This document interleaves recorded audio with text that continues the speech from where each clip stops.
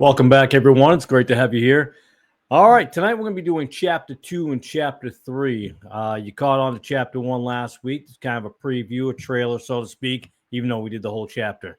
I thought I would just do a couple of pieces, but I went ahead and did the whole thing. Right now I have two screens going here because I'm still working on things, but tonight I'm going to do a little bit different so folks can see it better. A couple folks have told me that they had a hard time reading the screen, so because they're on their mobile phones, and that's fine. So we'll change it up a little bit. So hopefully this goes a little bit better than last time. I'm always trying to fine tune things and make it easier for folks when they watch it. So I appreciate your time. So we're going to do two chapters, and I'm hoping I can get this done in a half an hour, which I think I can probably do. But let's see how this works. I'm going to have to cut down on my long-winded talking to get to the point.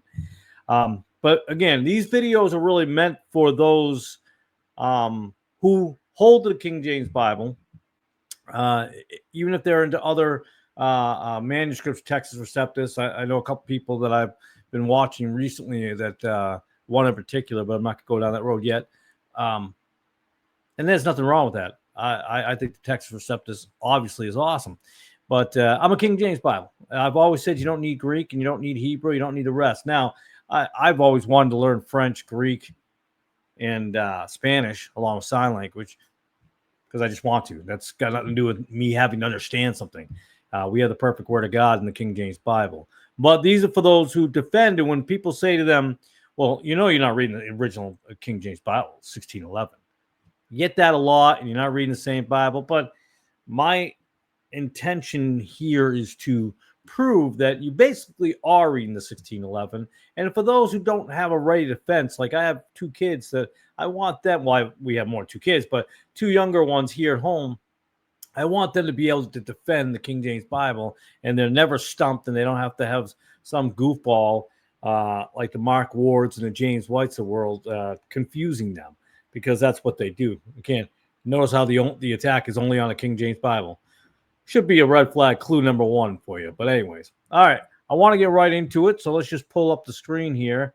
Again, just bear with me. I'm new to doing this here. All right. There we go. Matthew chapter 2. We see here we have a total of 23 verses. We have 474 words, 105 spelling changes or spelling errors, as they like to say, and 17 capitals where they were changed. So that gives you a total of 122 changes. When we look here at the column 1611, 2025, we see the same thing. Iesus is not Iesus. We know that it's Jesus. Any person who's graduated 8th grade would know this. Probably even younger than that. Actually, I would have to say younger than that because, again, my two children, the two youngest one, 10 and 13, I've used them. I guess they're kind of my guinea pigs in a way to prove that the nonsense spewed by people full of passive-aggressive hatred in their hearts, like Mark Ward and James White and what was the other guy? There's another guy out there, Jonathan Burris. All James White wannabes. They do what their daddy tells them to do. They're not men who think on their own. I might get pushed back for that, but anyways, it's sad. It just is. They don't think outside the box, like use their own thoughts and brain and read the King James Bible, but they have ulterior motives as well. So we know that Jesus, the J here is I, and it was pronounced back then that way. It was pronounced J. They knew what they were reading back then. Now, today, someone picking up a 1611, yes, we'll look at that and go, Iesus, Iudia, they wouldn't know. But there are words like born, days. Someone probably figure out Jews. Let's see, have, seen. All those things are obvious, and we see what they are on the side. Now, again, we see 474 words, 105 spelling changes, 17 capitals, 422 changes. That's what they're going to tell you. Hey, you look at this list. You look right here. He, right? 17 times it's been changed. So from what? He to, he. Very complicated to understand. Very complicated. That's what they try to sell you. They try to sell you this load of nonsense. Just nonsense. The people don't understand the word. You couldn't figure out he. You can't pronounce he or seen or again. You got the extra E, which is very common, the E at the end. You go down through this whole list: rejoiced, enjoy, Down, down, myrrh. Now, maybe somebody would pronounce it as murhi. I wouldn't. It looks like myrrh to me. Myra, maybe. But again, you might have words that some people might not 100% understand. But dream, come on. I don't care where you are in the world. Even if English is your secondary language, you would probably know that's dream. I'm just saying. Maybe I don't know everybody in every country, so I can't guarantee that. So we have until here. Let's see, be, seek, took, son. You could pronounce these, and again, I use my sons as an example. For, slew, years. The list goes on. You have the list here. Old. I mean, you could pause it whenever you want to look at these words and where the changes are. Shall be. Now, that to me is interesting. That happens very often. It's both a spelling change and it would be a compound. I didn't put it down as a change as a compound word because I'm sure the scholars would go, look, that's a change. It's a compound. It's not a compound. And they messed it up. I didn't list it as a change, but they, to boost up their numbers of what's been changed, they would. But if I broke the shall be apart where it's supposed to be, you'd see that there's a missing L here. Oh, no, like you couldn't understand that. If my 10-year-old can read this, I think you can. Now, we look at the capitals and the 1611 and 2025. And again, please make a comment if I've missed anything. If I've missed a word, it's possible. Listen, even back then, going by, and I do them by hand as well. Here's another one of my notebooks here. So if you can see that, that's just a notepad. I go through every single verse, every count up, every spelling changes. So I do it by hand. So yes, it's possible to make an error. It just is. All right. So you got Y's. You see the capitals change. East is capitalized. Star. You got 2 R's there, and someone say, oh, did you count that? Yes, if you go back up here, right there, star. 4 times that happens in chapter 2. There you go down there. You got priest, you got scribes, prophet. Prophet is all, they've capitalized it all the time in 1611. King, angel was capitalized a lot for some reason. Now, scholars, you notice I have scholars in quotation and not reality because we live in reality. Now, what will the scholars tell you? They will tell you out of 474 words in the King James Bible, 1611 King James Bible, there was 122 mistakes. That's what they'll say, mistakes, instead of just being honest and saying, oh, capital change, or a word spelled dream with an E was how it was spelled then. Wasn't a mistake. That's the problem that they have. Some of these things were not errors. That's just the way it was spelled. Old is one of my favorite examples. OLDE was not a mistake. It was not an error. That's the way it was spelled. You take out the E, what does it sound like now? Old. It still sounds exactly like it did in the beginning. So all that kind of goofiness and silliness. Sorry about that. I'll fix my chair a little bit. I'm thirsty, but I did not bring a bottle of water or a cup of water. I got a bottle of water, but not a cup of water. Using my live stream, I always have my mason jar. All right. So, and then what will they tell you? 474 words, 120. Look at that. 25.9% has changed. To me and to you, and it should be for King James Bible believing folks, Bible believers, you know that that's not true. Right away, if a scholar tells you any number, you can immediately tell yourself, I bet that's wrong. Because they got skin in the game. They got to sell something. They got to make money off of this. All right, so look at the reality of this. 474 words, which we're in agreement. 45 word changes. Well, hold on. That's different. Why is that different? Because what they do is they take these let's go back up here to, what was it, he. There you go, he. 17, right? Oh, highlighting everything there. Oh, all right, maybe I won't try to highlight that. All right, 17, but that's one change. To me, that's one word that was changed. And wasn't even changed. It was just taking one E off. One word. But they'll count that as 17 errors. That's a little slick thing they like to throw in there. Good salesman right there. That's a way to go work at the car dealership down the road. 45 word changes. Now we get down to what? 9.4%. Yeah, but look, I mean, still almost 10%. Okay. But in reality, that number is not this number, is it? So this is a lie. Or I shouldn't say this. This is misleading. That's what they like to do. The scholars like to mislead you. Now, reality, we know 9.4%. Now, let's take out those J's. We talked about this before. 11 J's out of here because, well, today people wouldn't know, right? They wouldn't know the IESIS. But again, they would have known it then. They would have pronounced it properly. So that's an anomaly. We take that out, right? So now you're down to 34 actual changes. That brings you down to 7.1%. 7.1%. Now, let's look a little deeper at this. 33 of those words, and this sentence does not make sense. Everybody want to read this out together? I look like a genius. See, I look like a scholar. Words that sound, they look phonetically. Boy, you couldn't get more broken English than that, huh? But 33 of the words that are in there are pronounced the way they look. My 10-year-old pronounces a lot of things phonetically. English language is crazy sometimes like that. A lot of people tell you that. There are things that don't, knife, silent K. But 33 of them are pronounced that way. Five of the words that are in this list, 5 of the words in there, you may have to pause for a moment. Like Murray, maybe. These aren't including the letter J, by the way. So maybe. So 5 words out of this chapter you might have to look at. What does that mean? That means 1.2% of chapter 2 might, on the offhand, give you pause. 1.2%. Remember what the scholars tell you, 25.9%.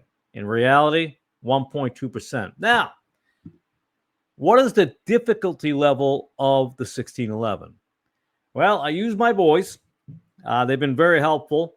Alex is the one who was helping me. He'll help me out a half an hour, 20 minutes, or whatever. Hey, listen, when you're a teenager, he's a teenager now. My goodness, I'm old. He's a teenager, so the attention span, just like the 10-year-old, not as much, but Alex helps a lot on that. Joshua helps me out with the gospel tracks. 10 years old, and 81% was this. That was his grade. He read 81% of it fine. So that's his grade, 81% for a 10-year-old. And Alex being a 13-year-old, 97%.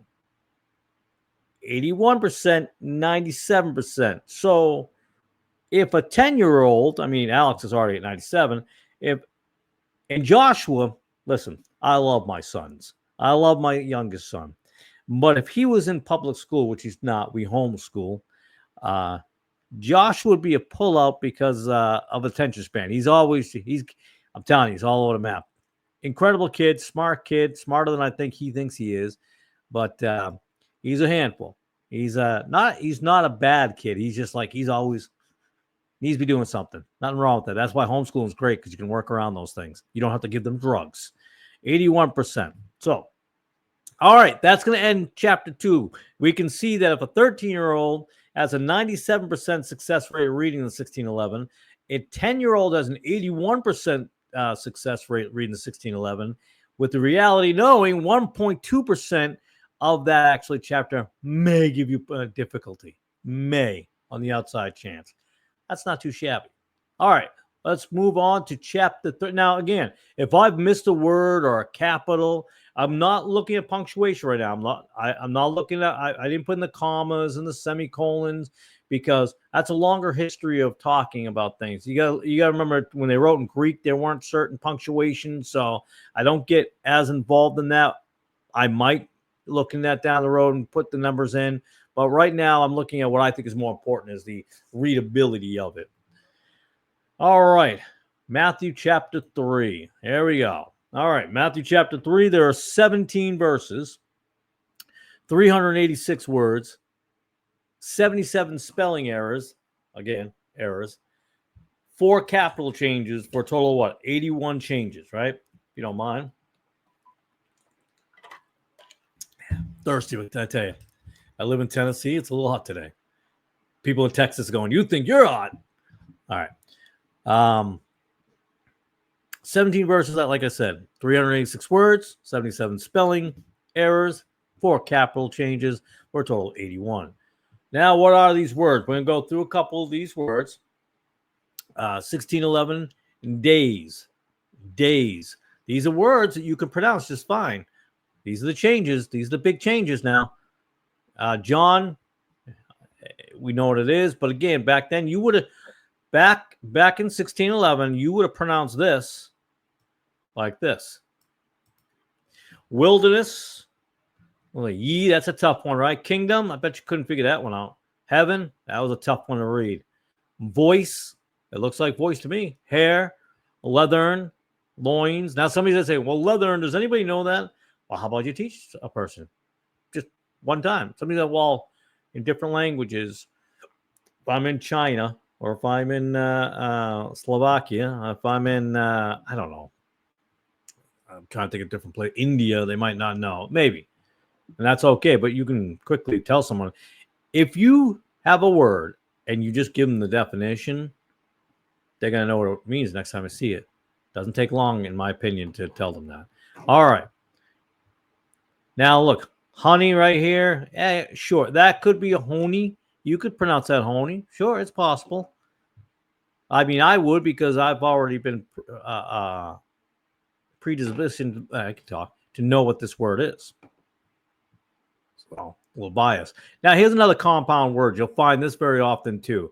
I wrote it as spelling change because it's not even a spelling change. The U and the V, we know that's an insignificant, but the scholars, they got to throw that in there.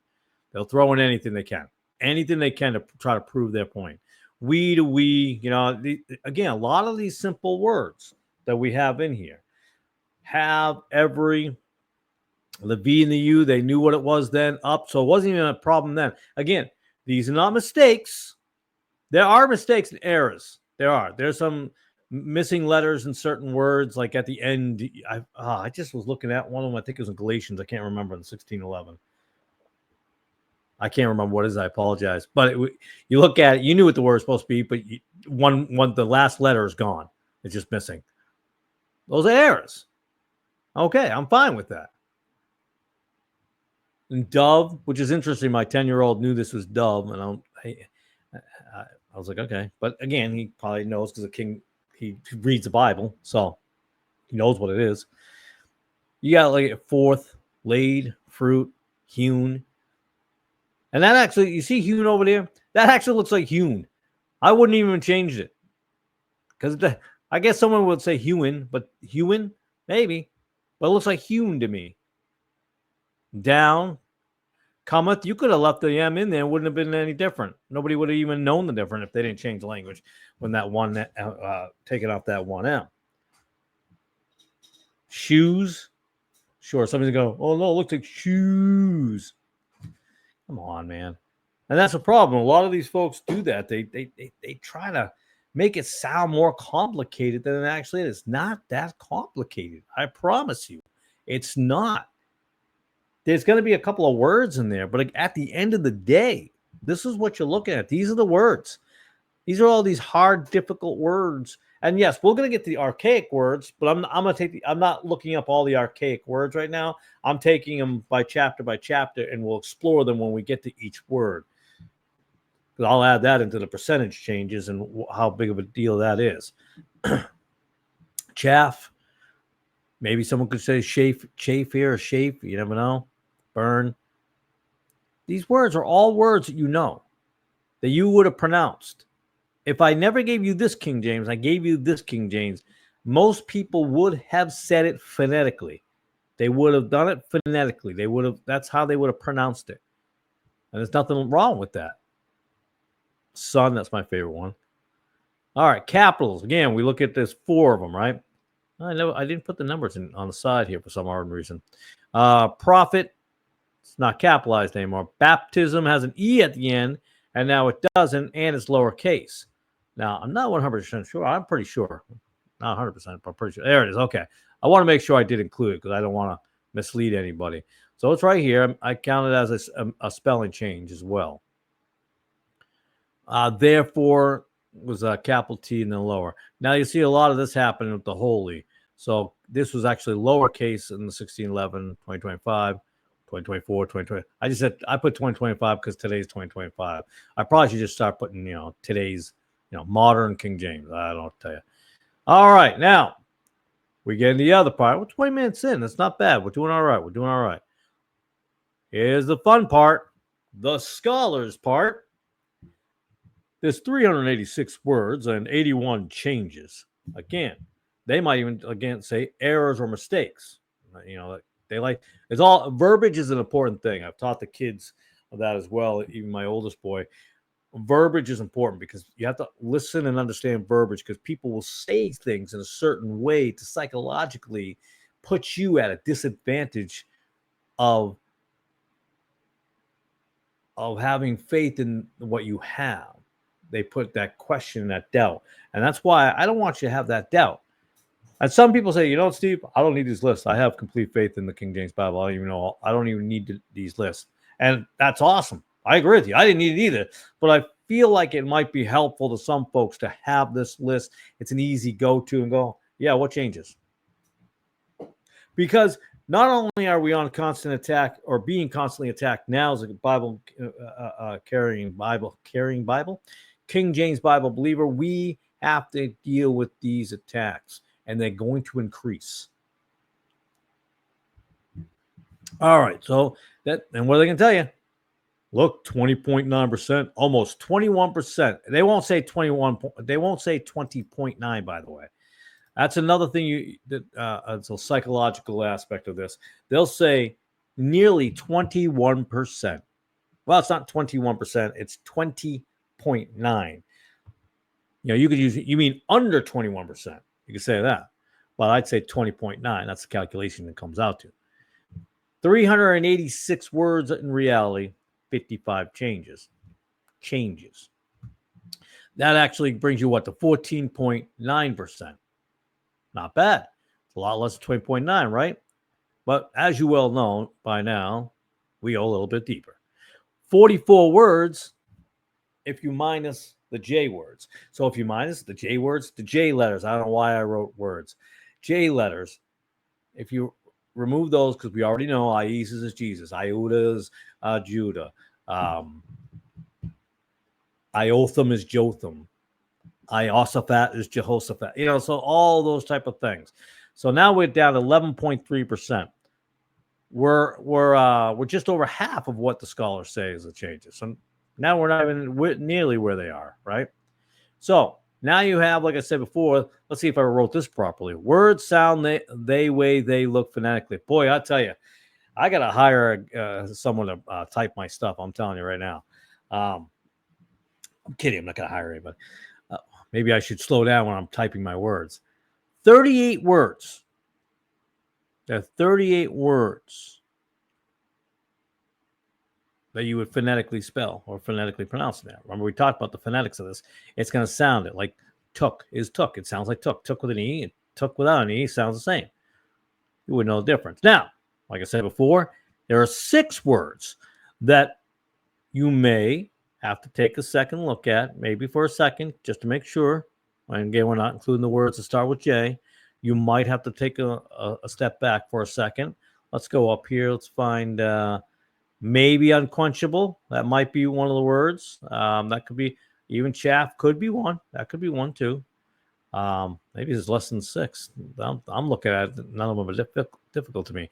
Okay, H here for the High Jerusalem. I can see someone thinking leathern. That would be a word that might be cause concern.